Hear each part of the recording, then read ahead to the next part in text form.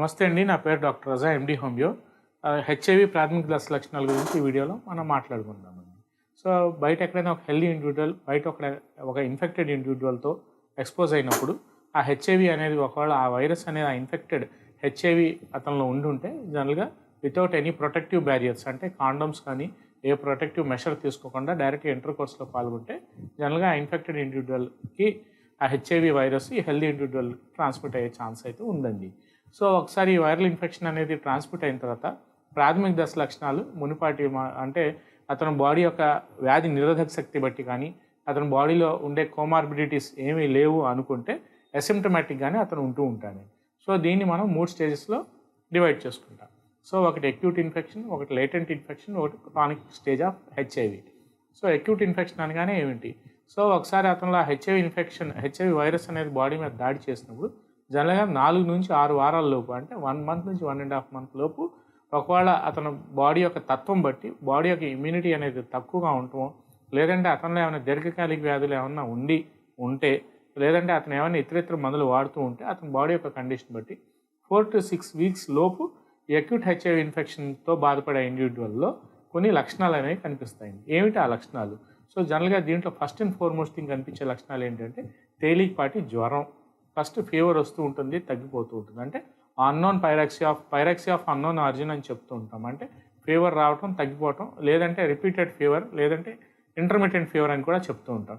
అంటే ఆ జ్వరం వచ్చినప్పుడు ఏదో ఇతను ఎక్స్పోజ్ అయ్యాను అనే విషయం చెప్పకుండా జ్వరం వచ్చింది, నాకు ఏదో ఒక మెడిసిన్ ఇవ్వండి అని అంటాము, లేదంటే అతనికి ఉండే హాఫ్ నాలెడ్జ్ ద్వారా సమ్ మెడిసిన్స్ బయట మందుల షాప్లో కొనుక్కుని వేసుకోవటం చేస్తూ ఉంటాడు. సో జనరల్గా ఫీవర్ వచ్చినప్పుడు తగ్గిపోతూ ఉంటుంది, మళ్ళీ ఏదో రకరకాల మందులు వాడుతూ ఉంటారు, ఏదో సమ్ క్లమ్జీగా అలా జరుగుతూ ఉంటుంది. దాని తర్వాత సెకండ్ లక్షణం ఏంటంటే కనిపించేది లింఫ్ నోడ్స్, అంటే లింఫ్ గ్రంథులు. ఏవైతే మనకి మెడ దగ్గర లింఫ్ గ్రంథులు కానీ లేదంటే గజ్జల్లో లింఫ్ గ్రంథులు కానీ వాపులాగా వస్తూ ఉంటాయి, అంటే లింఫాడినైటిస్. అంటే ఈ లింఫ్ నోడ్స్ ఎప్పుడైతే వాస్తాయో జనరల్గా ఇన్ఫెక్షన్ ఏదైతే మనకి బ్లడ్లో ఇన్ఫెక్షన్ ఉందో జనరల్గా ఈ లింఫ్ అనేది డ్రైన్ చేస్తూ ఉంటుంది కాబట్టి సో జనరల్గా ఎక్కడైతే ఈ లింఫ్ నోడ్స్ ఉంటాయో ఆ లింఫ్ నోడ్స్ అనేవి లింఫ్ గ్రంథులు ఏవైతే ఉన్నాయో అవి వాపులాగా వస్తుంటాయి. సో దీన్ని మనం లింఫాడినైటిస్ అని చెప్తుంటాం. దీన్ని మనం సర్వైకల్ లింఫాడినైటిస్ అని చెప్తుంటాం. కొంతమందికి గజ్జల దగ్గర ఇంగ్వైనల్ లింఫ్ నోడ్స్ వస్తూ ఉంటాయి. సో వాటికి కూడా వీళ్ళు ఏం చేస్తూ ఉంటారంటే రకరకాల యాంటీబయాటిక్స్, రకరకాల మందులు, వాళ్ళకు తోచిన మందులో డాక్టర్ గారిని కలవకుండా వాడేసుకుంటూ ఉంటారు. సో ఈ అక్యూట్ స్టేజ్ ఆఫ్ ఇన్ఫెక్షన్ పోయిన తర్వాత గ్రాడ్యువల్గా కొంతమందిలో ఒక 2 months తర్వాత అతనిలో కొన్ని లేటెంట్ స్టేజ్ ఆఫ్ ఇన్ఫెక్షన్స్, కొంతమందిలో ఏమవుతుందంటే అతని బాడీ యొక్క ఇమ్యూనిటీ బాగుండో లేదంటే అతనికి ఎటువంటి అనారోగ్య సమస్యలు కానీ దీర్ఘకాలిక సమస్యలు కానీ ఏమీ లేకపోతే అతనిలో ఈ లేటెంట్ స్టేజ్ ఆఫ్ ఇన్ఫెక్షన్ అంటే కొంతమందిలో ఎటువంటి లక్షణాలు అనేవి కనిపించవు. సో వాళ్ళల్లో అసలు ఈ ప్రాథమిక దశ లక్షణాలు కాకుండా అతను అసిమ్టమాటిక్గా ఉండిపోతాడు. సో అతని బాడీ యొక్క ఇమ్యూనిటీ కండిషన్ బట్టి కొంతమంది 4 to 6 years, కొంతమంది 10 years కూడా వాళ్ళల్లో లక్షణాలు అనేవి కనిపించవు. సో ఇది ఏంటంటే లేటెంట్ పీరియడ్ కానీ సైలెంట్ పీరియడ్ అని చెప్తుంటాం. ఇది చాలా డేంజరస్ ఫేజ్, ఎందుకంటే వాళ్ళు హెల్దీగానే కనిపిస్తూ ఉంటారు కానీ బాడీ యొక్క ఇమ్యూనిటీ CD3, CD4 కౌంట్స్ ఏవైతే ఉన్నాయో అవి తగ్గిపోతుంటాయి. అవి తగ్గిపోయే కొద్దీ బాడీ యొక్క వ్యాధి నిరోధక శక్తి తగ్గిపోయి బాడీలో ఏవైతే ఈ సెల్స్ ఉంటాయో ఆ సెల్స్ అన్ని ఇన్ఫెక్ట్ అయిపోయి అతను ఒక మోడ్ ఆఫ్ ట్రాన్స్మిటెడ్ ఫేజ్లోకి వెళ్ళిపోతూ ఉంటాడు. అతను వాళ్ళ ఇంట్లో ఉండే ఒకవేళ అతను మ్యారీడ్ అయ్యి ఉంటే అతని భార్యకి కానీ అతని పిల్లలకి వాళ్ళు ఎవరైతే ఇంట్లో ఉంటారో వాళ్ళకి డిసీజ్ అనేది ట్రాన్స్మిట్ చేసేస్తూ ఉంటాడు. సో ఇది చాలా డేంజరస్ ఫేజ్. ఒకవేళ అతనికి ఏదైనా ఇట్లాంటి అనుమానం కానీ ఇట్లాంటి భయం కానీ లేదంటే అతనికి ఏదైనా హెచ్ఐవి సోకింది అనే ఒక ఇది కానీ ఉండుంటే మ్యాండేటరీ ప్రోటోకాల్గా ఒక సోషల్ స్టిగ్మాగా ఒక సోషల్ రెస్పాన్సిబుల్ పర్సన్గా కంపల్సరీగా అతను టెస్ట్ చేసుకోవాల్సిన అవసరం ఎంతైనా ఉందండి. సో ఒకసారి ఈ అక్యూట్ స్టేజ్ నుంచి ఈ లేటెంట్ స్టేజ్కి మారిన తర్వాత ఈ లేటెంట్ స్టేజ్ నుంచి ఇది క్రానిక్ స్టేజ్ ఆఫ్ ఇన్ఫెక్షన్, అది ఎయిడ్స్ కింద మారిపోతూ ఉంటుంది. సో దాన్ని ఎక్వైర్డ్ ఇమ్యూనోడెఫిషియన్సీ సిండ్రోమ్ అని చెప్తూ ఉంటాము.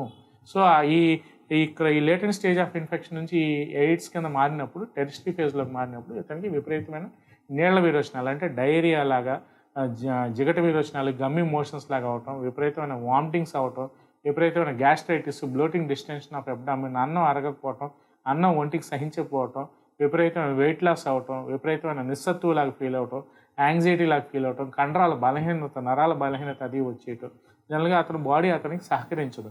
ఇవన్నీ ఎప్పుడైతే మనకి ఈ లూజ్ మోషన్స్ లాగా ఈ వాటరీ స్టూల్స్ అవుతూ ఉంటాయో, ఈ ఫీవర్ అది వస్తూ ఉంటుందో, వామిటింగ్స్ అవి అవుతూ ఉంటాయి, ఎప్పుడైతే ఈ కంటిన్యూస్గా అవుతూ ఉండటం వల్ల జనరల్గా అతనిలో ఎలక్ట్రోలైట్ ఇంబ్యాలెన్స్ రావడం వల్ల మసిల్ మాస్ అది తగ్గిపోయి బాగా బక్క పలిచిపోయినట్టే అయిపోతూ ఉంటాడు.